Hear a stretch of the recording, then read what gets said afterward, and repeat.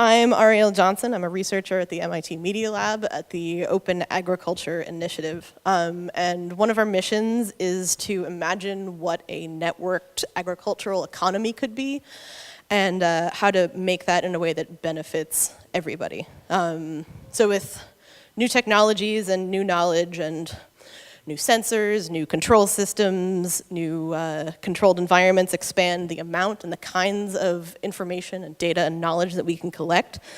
I think the urgency of what we decide to investigate, what questions we're asking, and the types of things that we try to optimize become even more pertinent.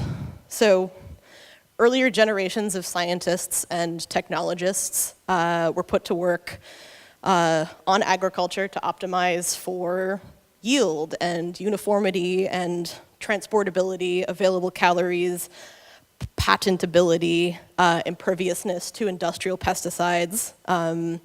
This has had long-ranging effects on environments around the world, on public health, and on local economies as well. I can't go into all the details of the Green Revolution here, but I think it's often overlooked that it doesn't have to be that way. We can use science and tech with food to optimize for anything that we want to. So I'm coming at this as a formally trained flavor chemist. That's what I have a doctorate in.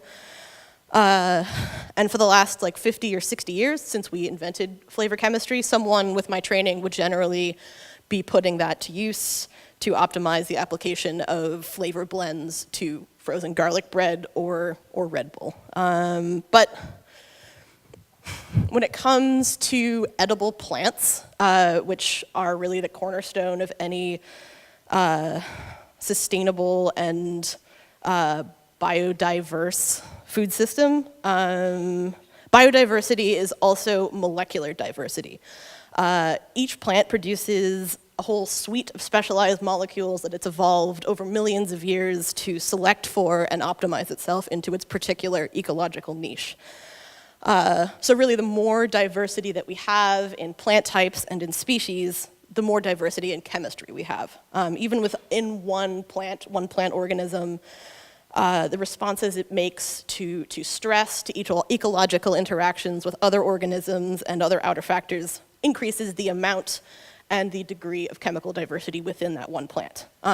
So why should we care about that at all in the face of dining and in food? It's actually more than just a biological curiosity, because a great deal of those molecules humans perceive as flavor. So flavor is, quite literally speaking, a visceral proxy for molecular and biodiversity, but only if we work with the natural systems that produce them.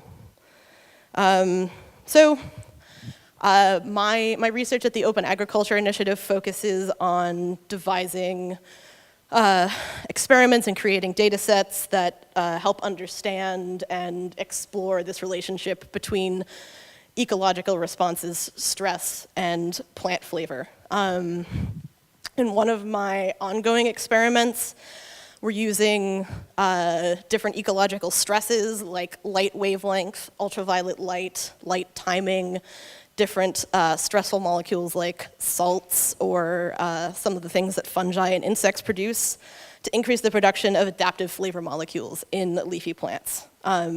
This has a side benefit of increasing these adaptive molecules. It's not really a benefit to the plant because the plant doesn't generally want to be eaten, but it makes plants more delicious for us. So in this project, we work in collaboration with a machine learning research group. I harvest plants. I use a gas chromatograph mass spectrometer to get a chemical profile of their flavors. And then I send these data sets for them to run through a surrogate regression model. Yeah. So that model suggests different environmental tweaks that we can make to iteratively increase the flavors produced by these plants. And to my knowledge, this is the first time that anyone's used artificial intelligence to optimize for natural flavor. So in the sciences, It's not really common, I would say, for people who are working on questions related to food production to consider diversity and consider flavor, and that's really unfortunate. It's something that I've pushed for a long time. I used to work right down the street at NOMA. I've pushed for it at MIT. I think it helped me get hired at MIT. But there's really, I see some hope in the growing number of people who do take this approach. Where food diversity is seen as an asset rather than an inconvenience, and working with people outside of the traditional scientific and technical realm is seen as a positive thing. One great example of this is the bread lab at Washington State University. That is a wheat breeding program run by the great wheat breeder, Dr. Stephen Jones. And about 15 years ago, he stopped breeding industrial wheat and started breeding wheat varieties, hybrids of heirlooms and high-yielding varieties that performed extremely well for artisan baking. Another good example is a microbiologist at Tufts University named Ben Wolf, who's worked with us when I worked at NOMA with Momofuku to understand the microbiology of delicious fermented systems. But in the 10 years that I've been doing this, it's really been clear that the key to resilience and resilience through diversity requires working with forward thinkers outside of academia. I think that doing that and working with restaurants, working with farmers, chefs, and cooks is the best incubator that we have for a postmodern food system. It takes a lot of sacrifice and banging your head against a wall and trying to convince university administrators that it's a good idea over and over again. But I think that kind of work with food communities and bringing in flavor as a compass is really an essential part of what we can do to make food science, make food good and not terrible and dystopian. So,